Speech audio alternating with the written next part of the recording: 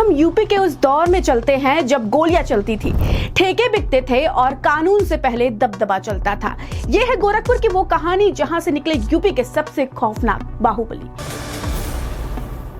गोरखपुर, जहां रेलवे से निकली बंदूक की राजनीति। 80-90 के दशक में गोरखपुर सिर्फ मंदिर मठों के लिए नहीं बल्कि रेलवे ठेकों पर चलने वाली गोलियों के लिए पहचाना जाने लगा। रेल मंत्रालय में बिहार यूपी के नेताओं की मजबूत पकड़ बनी, रेलवे के काम बढ़े और यहीं से जन्म हुआ ठेका माफिया और गैंगवार की राजनीति का। इसी आग में तपकर उभरे चिल्लूपार से निकले हरिशंकर तिवारी। छात्र राजनीति से शुरुआत हुई, फिर ब्राह्मण बनाम ठाकुर की लड़ाई में बदल गई और गोरखपुर मठ के समानांतर खड़ा हो गया तिवारी हाथा, जहां से निकलने लगे नए नए बाहुबली। लेकिन इसी जमीन पर पैदा हुआ एक और नाम जिसने बाद में पूरे प्रदेश को हिला कर रख दिया था। नाम था श्री प्रकाश शुक्ला। चिल्लूपार के मामखोर गांव से निकला ये युवक अखाड़े से सीधा बंदूक की दुनिया में उतरा। बहन से छेड़छाड़ का बदला सीधा हत्या से लिया, फिर बैंकॉक की उड़ान उड़ी, फिर हथियारों की तस्करी की और फिर गोरखपुर में वापसी।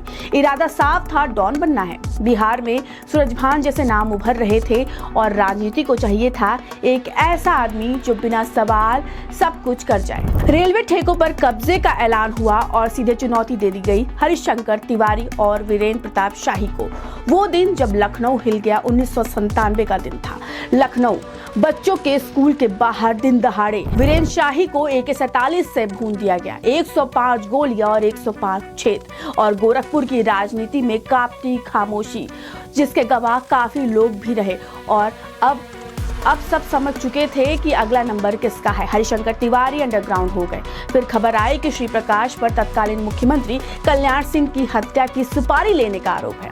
अब सरकार हरकत में आई। IPS राजेश पांडे की टीम ने मोर्चा संभाला और फिर जिसने पैरेलल सरकार चलाने का सपना देखा था, वही श्री प्रकाश शुक्ला एक एनकाउंटर में ढेर कर दिया गया। गोरखपुर की उस खौफनाक अंडरवर्ल्ड का एक अध्याय यही खत्म हुआ। लेकिन यूपी की राजनीति पर उस दौर की छाया आज भी दिखती है, क्योंकि ये सिर्फ क्राइम की कहानी नहीं थी, ये सत्ता, दबदबे और सिस्टम से टकराने की दास्तान थी। आप अपनी राय कमेंट सेक्शन में जरूर बताएं।